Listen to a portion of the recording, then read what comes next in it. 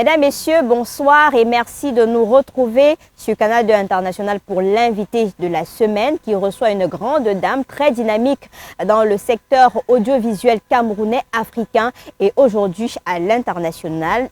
J'ai plus besoin de la présenter, vous la connaissez certainement. Il s'agit de Yolande Bodion, c'est la PDG de Marabout, mais aussi la promotrice du Salon international de l'audiovisuel du Cameroun qui se prépare pour l'acte 3. Yolande, bonsoir. Bonsoir Lil Piedjou et merci de m'accueillir, merci de m'inviter surtout. Comment vous allez? Je vais très bien. Vous êtes très bien mise aujourd'hui. Ah ouais? Ça donne de l'allure. Ben merci, je sais pas. D'accord. C'est un choix de quelqu'un. Alors, bisous à quelqu'un. Alors, je disais tantôt que vous êtes le PDG de Marabout. Pour ce qui est de votre parcours que tout le monde connaît, je ne vais pas m'attarder dessus. Vous êtes une ancienne hôtesse de l'air, retenue parmi plus de 5000 à l'époque. Vous avez un MBA en management à l'ESSEC, ça on le connaît déjà. Vous êtes derrière donc Marabout, la première également Sun TV qui est la première chaîne de télé de divertissement 24 heures sur 24 sur le digital et sur le satellite. Vous êtes une mère de famille, épouse également. S'il y avait d'autres petits secrets qu'on ne connaît pas, parce que Yolande Bodion, tout le monde la connaît, mais des petits secrets à partager avec nous aujourd'hui, vous direz quoi sur votre personne? Ben, est-ce que j'ai des secrets? Je ne sais pas si j'ai des secrets. Bon, hôtesse de l'air, handballeuse, donc grande sportive, quoi encore? Et puis dans la production et la télé. Quel genre de femme? Attentionnée, caractérielle, dynamique? Moi, je suis quelqu'un de très posé. Je suis quelqu'un d'assez doux, qui pense que la violence n'a jamais été une solution, qui pense que la parole est aussi bien une arme de construction qu'une arme de destruction, et qui pense également que le sourire est une arme de construction et qu'en partageant cela, on peut très bien changer le monde. Donc voilà, simplement. Est-ce que vous vous rappelez de vos débuts avec la télévision? Oui, parfaitement, parfaitement. Ma rencontre avec la télévision, c'est-à-dire je tombe amoureuse de la télévision, c'est quand je suis hôtesse de l'air et que je n'ai pas d'autre choix quand il faut me reposer que de regarder la télé. Je tombe amoureuse des programmes de Jean-Luc Delarue, de Regretter Mémoire, qui touchent à l'humain, où les gens se racontent leur vie et tout ça. Je me dis, waouh, moi je suis quelqu'un qui aime les gens. Donc du coup, quand je fais cette rencontre avec lui à l'aéroport, c'est de là que ça part, quoi, où je lui dis, j'aime beaucoup ce que vous faites. Est-ce que c'est possible de venir souvent regarder, même dans le public? Il m'a dit, OK. Il a donné le numéro de son assistante. Et c'est comme ça que j'ai commencé à écumer son plateau, puis d'autres plateaux, celui de Cyril Hanouna et tous les autres, dans le public et puis après dans les coulisses. Mais ça a donc commencé à me ronger un peu. Mais comment c'est pas possible qu'on ait ce genre de programme chez nous? On a tellement de belles histoires qui peuvent sensibiliser, éduquer, informer également de manière différente. Donc, c'est comme ça que je commence à écrire des synopsis. Voilà, je m'informe à travers Internet et tout ça, comment ça se crée, vraiment autodidacte. Et puis, j'ai la chance en fait de commencer à rentrer dans les coulisses même de la production de l'autre côté. Avec Engrenage. Et puis avec, voilà, et c'est comme ça que Engrenage en réalité naît et je me dis, OK, il faut peut-être que je me lance. Je vais donc rencontrer monsieur Eric Fotso, avec le projet d'Engrenage, qui me dit oui, c'est beau et tout, mais techniquement, je n'ai pas le matériel qu'il faut. Est-ce qu'on peut aller sur une coproduction? C'est ce qu'il me propose et j'ai dit, mais moi, j'attendais que ça, quoi. Moi, Et l'aventure comme ça, l'aventure a démarré. Et puis, en 2008, et puis, ça s'est arrêté en 2009, on va dire fin 2010. Option est passée où? Ben, Option est mort. Donc, mort et enterré avec le projet Engrenage. Non pas parce que ça ne marchait pas, mais parce que j'ai été sollicitée en fin 2010 par Camerco et j'avais décidé de repartir là-bas en début 2011. Et je me suis dit, si je reste à gérer Camerco et je fais en même temps Option, je ne vais pas m'en sortir. Je suis quelqu'un qui est entier et j'aime que les choses se fassent bien. Donc, j'ai toujours envie d'avoir le regard dessus. Et si j'avais laissé Option continuer, et que je venais juste là, je ne suis pas sûre que j'aurais la même qualité. En tout cas, Marabout joue bien un très beau rôle aujourd'hui à tous les niveaux. Et derrière Marabout et votre personne, on a le 8 des femmes Bankable Women. On a les Television Awards. On a aujourd'hui le Salon international de l'audiovisuel du Cameroun 2023-2024 et aujourd'hui 2025. Pourquoi autant de projets pour une femme comme vous? Lil Piedjou, est-ce qu'on poserait la question si c'était un homme? Je ne pense pas. Moi, je pense que c'est pour ça que j'aime pas quand on parle de entre l'entrepreneurship féminin, leadership féminin. J'aime pas. Nous sommes tous des entrepreneurs, nous vivons tous les mêmes conditions. La seule chose que nous avons comme différence, c'est au niveau biologique. Nous ne sommes pas formés de la même manière. Moi, cette image qu'on donne de la femme qui est faible, moi, je n'accepte pas ça. Nous avons un mental de fer. La preuve, c'est que nous sommes capables d'enfanter la souffrance que nous avons. Les hommes n'ont pas cette souffrance-là. Mais moi, je ne souhaite pas m'enfermer dans la femme. J'aime être simplement entrepreneur et puis un entrepreneur qui arrive à trouver des solutions là où il y a les obstacles. Et simplement. vous avez surmonté les obstacles pour mettre sur pied le Salon international de l'audiovisuel du Cameroun. On ne va pas revenir sur l'histoire parce que tout le monde connaît cette histoire, mais je voudrais vous demander comment est-ce que vous choisissez les parrains? Parce qu'à la première édition, on avait Denise Epotet, deuxième édition, Matassila, et cette édition, troisième édition, c'est Charles Ndongo. Alors, les parrains sont choisis sur des critères qui sont simples. Est-ce qu'ils ont une histoire avec l'audiovisuel? Oui. Est-ce qu'ils ont un parcours qui est traçable? Oui. Est-ce qu'ils ont impacté ou continuent d'impacter l'audiovisuel? Oui. Simplement. C'est pour ça qu'on a eu Denise Epotet, qui était quand même le premier visage féminin de la télévision camerounaise. Après, M. Matassila, qui est sénégalais, mais qu'on connaît très bien parce qu'il a été à l'origine de plein de projets. Et d'ailleurs, il nous a confié que c'est lui qui amène Denise Epotet à TV5. À l'époque, ils font partie de ceux qui ont vraiment bâti TV5. Et aujourd'hui, M. Charles Ndongo, qui est une icône de la télévision, du journalisme. Est-ce que ça, on a des questions à se poser par rapport à son profil? Je ne pense pas. Donc, ça n'a rien à voir avec le fait qu'il soit directeur général de la CRTV, même si ça a un impact, puisque à travers son métier, sa compétence, son professionnalisme, il y est arrivé. Donc, on n'avait pas trouvé mieux pour revenir au Cameroun. Et pour cet acte 3, c'est du 26 avril au 1er mai, au parcours Vita, sous le parrainage du ministre de la Communication et du maire de Douala 5e. Vous attendez quoi encore pour cette édition? Cette édition prend une autre envergure. Il faut savoir que les deux premières éditions, vous étiez là, on avait des conférences, des masterclass et puis des expositions et des médias qui faisaient leurs choses sur place. Nous lançons cette troisième édition à la partie marché. Parce qu'en réalité, le salon, c'est cela. C'est de mettre ensemble les producteurs, les diffuseurs, les distributeurs, les acheteurs et les vendeurs ensemble pour pouvoir nouer des partenariats. Et cette édition est juste exceptionnelle parce que c'est cela qu'on met en avant, avec également les ateliers du SINAC, la partie formation. Donc, on a des professionnels qui vont former tous les jeunes ou tous ceux qui, jeunes ou pas, qui veulent vraiment apprendre certains métiers pour cette édition. Les années précédentes, nous avions 2, 3, 4 pays que nous invitions. Cette année, ce sont ces pays qui s'invitent au Cameroun. Aujourd'hui, on a 14 qui ont confirmé, mais hier encore, je pense que si on fait le total, aujourd'hui, on doit être à 25 pays.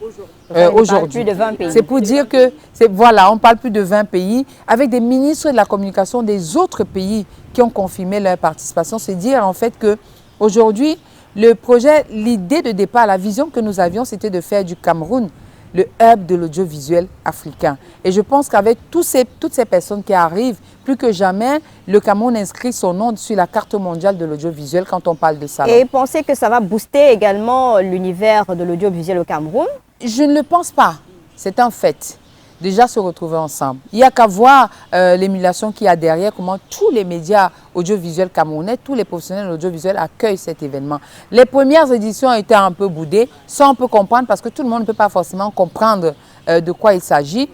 Certains venaient regarder, comme moi-même j'allais regarder chez les autres, hein, c'est-à-dire c'est tout à fait normal. Mais cette troisième édition nous montre seulement avec tous les médias qui nous accompagnent, si on parle de Canal 2 International aujourd'hui, de la CRTV même, de Balafon et tous les autres qui nous accueillent, c'est que le Cameroun a compris, le Cameroun audiovisuel a compris que c'est très important et c'est ça qui est bien aussi. Vous avez parlé de hub tout à l'heure. En quoi est-ce que le SINAC ambitionne-t-il de positionner le Cameroun comme le hub de l'audiovisuel en Afrique centrale? Parce que je me rappelle lors de la dernière conférence, Eka disait qu'il faudrait qu'on pense grand. Et qu'on a ce problème-là où on pense toujours Cameroun, il faudrait peut-être penser à l'international. Le fait d'avoir tous ces pays qui arrivent au Cameroun, ça veut dire que le Cameroun est le carrefour. Au-delà d'être l'Afrique en miniature, le Cameroun est aujourd'hui celui qui fournit même beaucoup de contenu à l'étranger. Il n'y a qu'à voir combien nos séries sont diffusées partout. Donc maintenant, ramener tout le monde au Cameroun, faire en sorte que ça devienne le centre. Il faut savoir que le SINAC est le seul et l'unique salon de l'audiovisuel en Afrique centrale déjà. Donc le Cameroun est premier. Et maintenant, il y a l'Afrique de l'Ouest. En Afrique de l'Ouest, on a le SICA à Abidjan. Ça fait qu'on a le Cameroun et la Côte d'Ivoire aujourd'hui. La Côte d'Ivoire fera sa 3e édition après nous, a lancé son édition après nous. Donc c'est pour dire en fait que le Cameroun devient aujourd'hui une plateforme, un rendez-vous indispensable pour l'audiovisuel. Et c'est à cela que nous allons travailler, ramener l'international au Cameroun pour que le Cameroun aille également à l'international avec ses contenus et qu'on s'arrime aux standards internationaux. Et quand vous êtes derrière un projet comme ça, on a vu comment est-ce que vous avez souffert pour mettre sur pied ce projet-là. Il y a forcément des besoins spécifiques du secteur audiovisuel camerounais que vous souhaitez adresser lors de cet événement.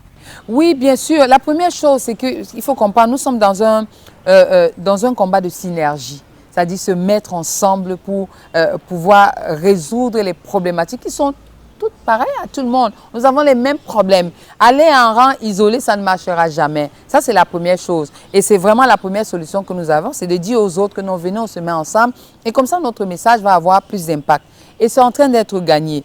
Maintenant, c'est de faire changer le gouvernement également pour dire que, attention, il y a le secteur privé qui a ces problématiques par rapport au secteur public et il faut en tenir compte. Et ce n'est que justement quand on sera ensemble comme ça, j'espère qu'on va pouvoir mettre sur pied après une organisation du secteur privé qui va être une force de proposition à l'État pour résoudre les problèmes du privé qui n'ont rien à voir avec ceux du public. Et je pense que l'État n'attend que cela, que les acteurs eux-mêmes se mettent ensemble et viennent dire voici nos problèmes. Comment est-ce que c'est possible de trouver des solutions? Parce que ce n'est pas à l'État de réfléchir à notre place. C'est à nous de proposer les solutions qui correspondent à nos problèmes. Et nous espérons que ça va se faire et qu'au niveau international également, que nous allons en regrouper pour qu'on ne nous impose plus les contenus qui viennent d'ailleurs, qu'on ne nous impose plus les prix qui viennent d'ailleurs, que nous soyons capables aujourd'hui, de manière en synergie, de fixer les prix de nos contenus à l'international. On va vous dire merci parce que les 3 éditions, c'est gratuit. L'entrée au salon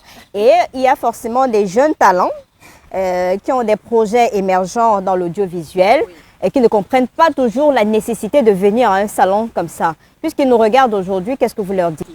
Alors, je vais simplement dire qu'un salon comme celui-là, vous n'en aurez pas des milliers. C'est l'occasion où vous retrouvez tous ceux qui sont capables d'acheter vos contenus ensemble. Il s'agit de venir avec vos projets. Lorsque vous venez à partir du 26, marchez avec vos projets, allez de stand en stand, rencontrez toutes les personnalités que vous pouvez avoir. Prenez les cartes de visite, notez les numéros, prenez les adresses mail et ensuite vous continuez la discussion. C'est ça, c'est le B2B. Donc vraiment, j'ai envie de dire à tout le monde de venir, que vous soyez étudiant, que vous pensiez même seulement que vous pouvez avoir un projet. Il faut venir. Ce qui est bien, c'est que l'audiovisuel concerne tout en fait. Donc, ça ne reste pas que la télé. Tous les secteurs sont concernés. Même celui qui vend le matériel audiovisuel est concerné. Il peut trouver des marchés. J'ai encore le souvenir que mon séjour au Gabon, la dernière fois, j'ai rencontré le directeur général du Gabon Télévision, qui va d'ailleurs être au SINAC pour cette édition, et qui m'a demandé, est-ce que c'est possible de lui trouver les lumières? Vous voyez ce que je veux dire? Donc, mais voilà, vous avez des caméras, vous avez des gadgets, vous avez tout ce qui concerne l'audiovisuel. Venez, prenez un stand et venez vendre votre matériel. Donc, tout le monde est concerné, ceux qui font la photographie, ceux qui sont des ingénieurs, que ce soit son et tout ça. Venez rencontrer toutes ces personnes. Et vous pouvez trouver du travail aussi. Pourquoi pas? On a trouvé du travail, on a eu l'occasion de faire des interviews des personnalités qu'on n'imaginait même jamais là-bas aussi. Et vous avez leur numéro aujourd'hui? On a le numéro, de temps en temps on prend des petits conseils auprès de ces personnalités qu'on n'imaginait même pas. Donc c'est grâce au SINAC. Et la thématique justement aujourd'hui nous ramène dans cette sphère assez vaste que vous avez évoquée tout à l'heure, révolution numérique et audiovisuelle africain, intelligence artificielle et TNT, défis et enjeux pour une Afrique compétitive. Pourquoi? Parce que malheureusement ou heureusement, la révolution numérique nous tombe dessus. Nous n'avons pas le choix. Nous sommes dans un secteur où on doit s'adapter. On ne peut pas faire autrement. On ne demande pas notre avis. La preuve, c'est qu'aujourd'hui, vous avez votre WhatsApp, vous avez l'IA. Est-ce qu'on vous a demandé votre avis? Non, pas du tout. Donc, c'est pour dire que c'est de trouver des solutions, comment on s'adapte pour que nos contenus deviennent internationaux. Non pas rester juste localement. C'est pour ça que je disais qu'il faut qu'on pense global, on agit local pour aller à l'international. Donc l'intelligence artificielle est là aujourd'hui. Comment on s'en sert? Comment ne pas tomber dans ces travers non plus? comment est-ce que la TNT aujourd'hui, c'est possible de la capitaliser? Le Cameroun n'a pas encore lancé, mais tous ces autres pays qui arrivent l'ont déjà fait. Comment on voit avec eux leur mécanisme et comment nous est-ce qu'on peut trouver notre part de plus là-dedans, de plus-value? C'est de ça qu'il s'agit. Et maintenant, les contenus. Vous savez aujourd'hui que vous avez des gens qui vous sortent des scénarios IA direct, quoi, total. Direct, Après, oui, vous allez vous retrouver avec les mêmes séries partout tout à et fait. du coup, vous n'êtes plus compétitif. C'est comment est-ce que ceux qui utilisent l'IA font pour se démarquer. Sinon, on perd notre cerveau et tout. Il ne faut pas en abuser, il faut savoir comment l'utiliser. Donc, la thématique est tout trouvée et c'est tellement d'actualité. Et qui plus est, pour le secteur audiovisuel, c'est plus qu'important et On indispensable. en a véritablement besoin hein, parce que le secteur audiovisuel, c'est dynamique et si on dort, on va rester en arrière. Est-ce qu'il y a des innovations précises? On sait comment ça se passe au salon, mais est-ce que pour le cas SINAC 3, il y a des innovations? Bon, on a refait notre espace de vie où on a la salle de conférence, la salle de formation aujourd'hui, les stands et les émissions qui sont faites en direct par toutes les chaînes de télé et radio au quotidien. Nous avons notre espace vert qui est convivial. Nous avons également l'espace de rendez-vous qui est prévu pour ceux qui veulent prendre des rendez-vous et se parler en tête-à-tête. Les B2B, c'est prévu. Nous avons l'espace restauration. Nous avons surtout le 1er mai qui est inclus dans l'événement et qui va célébrer le professionnel de l'audiovisuel. Donc le 1er mai, tous les professionnels de l'audiovisuel se retrouvent au Parcours Vita. On va partager un repas ensemble, on va danser ensemble pour célébrer nos victoires, mais également nos futurs succès, parce que c'est très important. Côté sécurité, tout est OK parce qu'on sait que ce sera au Parcours Vita et des personnalités arrivent de tous bords et même nous, ce sera à des heures parfois tardives. Est-ce qu'il y a des assurances sur ce volet-là? Alors, ce que j'ai envie de dire, c'est que le Parcours Vita, contrairement à ce qu'on croit, est très sécurisé. La nouvelle direction a pris des mesures qui sont très importantes. Donc aujourd'hui, au Parcours Vita, ce n'est plus un petit peu comme avant. Alors, au-delà de ça, il faut savoir qu'il y a un commissariat au Parcours Vita. Donc nous travaillons avec les équipes du Parcours Vita pour assurer cette sécurité-là. Nous avons également les équipes de la mairie de Douala 5e, mais nous avons également des agences de sécurité qui vont travailler avec les équipes du Parcours Vita. Et toutes les mesures de sécurité sont prises. Ça fait quand même quelques années que nous sommes là-bas. Nous n'avons pas eu de problème en particulier, mais cette édition encore, avec toutes ces autres personnalités qui arrivent, la sécurité sera plus que renforcée. Donc même si c'est gratuit, il y aura de la sécurité pour ne pas laisser n'importe qui entrer et commettre des actes qui ne sont pas souhaités. Mais la sécurité est assurée et on peut dormir tranquille. Est-ce qu'il y a encore des stands disponibles? Est-ce qu'il y a encore la possibilité? C'est le 26 dans quelques jours là. Oui. Est-ce qu'il y a des possibilités pour ceux qui... Et comment pour les promoteurs de chaînes de télé, de radio, est-ce qu'il y a un processus d'installation au niveau du Parcours Vita? Alors, ce qu'il faut savoir, c'est que c'est un salon. Il s'agit de venir séduire. C'est de ça dont il s'agit. Et quand une femme se prépare à séduire, elle est comme Madame Lille Piédiou. C'est-à-dire que le stand doit refléter votre entreprise. C'est de ça dont il s'agit. Alors, à partir du 20, les espaces sont déjà disponibles. Les gens peuvent construire leur stand, aménager leur stand comme ils le souhaitent. Les stands ont été gratuits pour tous les médias. Oui, on a offert les stands pour la dernière année peut-être. Donc, on a offert les stands à tous les médias en échange de services parce qu'il faut savoir que passer dans une émission comme celle-ci sur Canal 2, ça a un coût. Nous n'avons pas forcément les moyens de le faire, mais en tant que partenaire, c'est pour ça que je dis que la construction en synergie est très importante. Donc, les stands seront disponibles et puis chacun viendra à partir du 20 prendre possession de son stand et l'aménager à sa guise pour que le 25 au plus tard, tous les stands soient calés, OK. Et le 26, cérémonie d'ouverture qui commence à 9 h, quand il y aura la visite des stands, que vraiment tout soit déjà installé. Parce qu'on ne va pas accepter que les gens viennent installer le jour de l'événement. Puisque le ministre de la Communication est le parrain pour la cérémonie d'ouverture, oui, ça va se passer comment? Ce sera avec tous ces ministres qui sont arrivés. Il y aura la possibilité pour les hommes de l'audiovisuel de pouvoir aller s'enrichir de ce côté-là. Oui. Tous nos invités arrivent le 25, donc la veille. Même les ministres de la communication et tout, j'échangeais tout à l'heure encore avec le cabinet du ministre de la communication du Sénégal. Donc ils arrivent le 25 et ils sont tous là le 26, toute la journée. La conférence inaugurale des ministres a lieu pendant la cérémonie d'ouverture et je pense que vous êtes modératrice de cette grande conférence. C'est normal.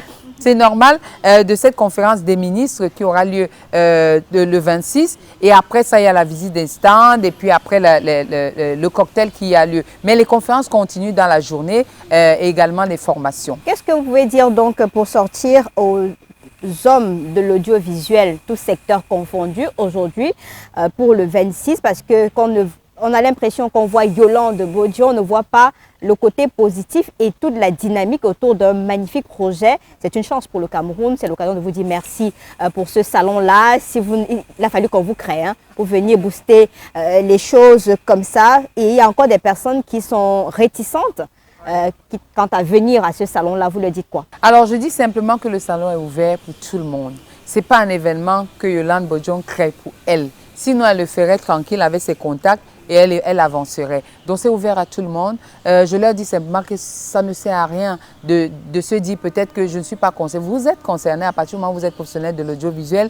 Si vous n'avez pas d'invitation, dites-vous que vous êtes vous-même une invitation. À partir du moment où vous êtes un professionnel de l'audiovisuel, vous imaginez bien que ce sera compliqué d'envoyer des invitations à tout le monde. Mais je le dis aujourd'hui, vous êtes un professionnel de l'audiovisuel, vous êtes un étudiant, vous êtes un passionné, vous voulez juste découvrir la télévision ou les métiers, venez à cet événement. Il est ouvert, libre et gratuit. Et je voudrais signaler que là, vous devez voir des gouttes qui tombent sur nous. C'est ça l'audiovisuel et c'est ça la passion. Qu'il pleuve, qu'il vente ou bien la passion fait en ski. Bon, il neige à l'ouest. Nous sommes là et je voudrais vous féliciter pour cela. C'est un métier qui est passionnant. Venez amener vos enfants. Ceux qui ont des écoles de formation, venez avec vos étudiants. Faites-en des voyages d'études pour qu'à la fin de la semaine, qu'ils vous produisent un rapport. Et je suis très heureuse parce que l'année dernière, nous avons reçu une épreuve d'un centre de formation où il était écrit, oui, tout à fait, qui parlait du SINAC, où on a demandé aux enfants c'est quoi la vision du SINAC, qui est au SINAC et tout. Et nous étions très heureux et c'est très important. C'est magnifique, hein? Rendez-vous donc du 26 avril au 1er mai pour célébrer l'audiovisuel sur toutes ses formes. On vous dit que c'est plus de 20 pays, vraiment, on est un pays hospitalier, montrer la capacité, la puissance des gares du 237. C'est notre événement, vraiment, ce n'est pas l'événement des autres. Et il faut que les autres apprennent aussi de chez nous. Donc, on va vous dire merci d'avoir accepté notre invitation et beaucoup de chance pour la suite. Hein. Merci beaucoup et merci encore pour l'accompagnement. Je vais remercier la direction générale de Canal 2 International pour tout ce qui est fait par rapport aux événements que nous avons l'habitude d'organiser. Et je dis simplement que pour tous les autres, nous sommes ensemble. C'est le Cameroun qui gagne, c'est le plus important. Et voir toutes ces délégations qui se déchirent pour venir d'ailleurs, pour venir au Cameroun, c'est ça notre fierté. Et on doit pouvoir leur dire bienvenue au Cameroun ensemble. Merci beaucoup à vous Yolande Bodian, promotrice du SINAC 3, parce que c'est comme ça qu'on appelle désormais. Et vous avez la chance d'avoir un Charles Pythagore Ndongo comme parrain de cet événement. Moi, j'ai bénéficié de ces petits cours, ces formations ici à Douala, de temps en temps à Yaoundé. Donc ce sera encore l'occasion pour moi d'aller apprendre. De le rencontrer, parce qu'il y aura une matinée où il sera seul face à tout le monde. Mais c'est bien. Oh, que c'est beau. Rendez-vous. J'ai hâte pour le 26 avril. Je vais vous laisser avec le spot de ce SINAC 3. Le temps de se dire au revoir et on prend rendez-vous donc le 26 avril au Parcours Vita. Et merci à toutes les entités qui ont fait confiance à Yolande Bodian parce que ce n'est plus son affaire, c'est notre affaire à nous. Portons ce projet. Ça va aller aussi loin que possible et c'est l'audiovisuel qui gagne. Bonsoir. Sous le patronage et la présidence du ministre de la Communication du Cameroun, en partenariat avec la mairie de Douala 5e, du 26 avril au 1er mai 2025 à Douala. Vivez la 3e édition du Salon international de l'audiovisuel du Cameroun, SINAC. Unique marché des contenus audiovisuels en Afrique centrale. Le SINAC, ce sont des conférences, des expositions, des masterclass avec des intervenants de renommée internationale. Sous le thème « Révolution numérique et audiovisuel africain, intelligence artificielle et TNT, enjeux et défis pour une création de contenu compétitive ». Ce sont plus de 1000 professionnels venus d'Afrique et d'ailleurs avec plus de 10 000 visiteurs. Parrain de l'événement, Charles Ndongo, icône de la télévision. Le SINAC a sa touche particulière. Je pense que moi, comme tous mes confrères qui sont venus, nous avons besoin de ça aussi. Donc vivre le SINAC. Inscrivez-vous sur www.sinac.mymarabout.com. Infoline +237 650 03 70 06. Un événement Marabout.